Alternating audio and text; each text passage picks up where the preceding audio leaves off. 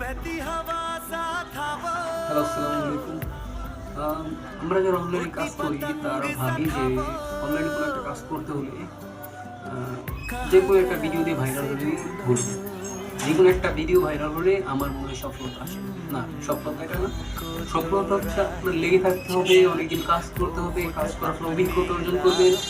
অভিজ্ঞতার ফলে আপনার কাজের প্রতি ইচ্ছা, আশা, মনোযোগ সবই বাড়বে। তখনই আপনি এই কাজটাকে প্রফেশন হিসেবে নিতে পারবেন।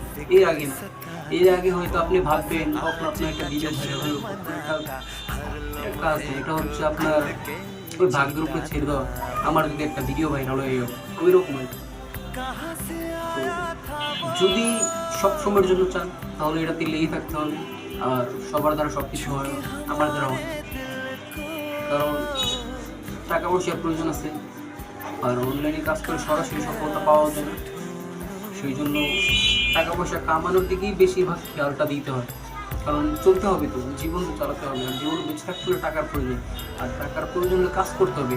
তো অনলাইনে সরাসরি টাকা দেয়, এখানে লং প্রসেসে কাজ করতে হয়।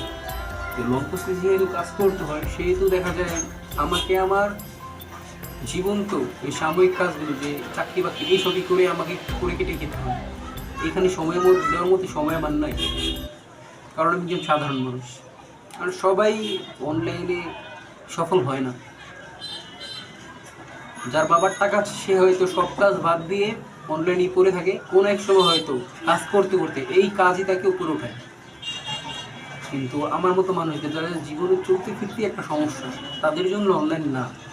তাদের জন্য মনে করেন আগে কাজ কাম, ওই কাজ করে নিজের জীবন পরিচালনা করা, তারপরে আদার সাইডে চেষ্টা বা শখের বশবর্তী হয়ে অনলাইনে আসা, যাতে করে তিনিও কোনো একভাবে সফল হতে পারে। এইরকম একটা চিন্তাধারা, এইরকম চিন্তাধারা জীবনে কেউ আগে বাড়তে পারে না ভাই। আপনাকে কাজ করলে করার মতো করতে হবে, এটাই উদ্দেশ্য, এটাকেই আপনার লক্ষ্য বানিয়ে করতে হবে, তো আপনি সফলতা পাবেন। এই আর কিছু না, দেখছি সব কাজের একটা লক্ষ্য থাকা দরকার।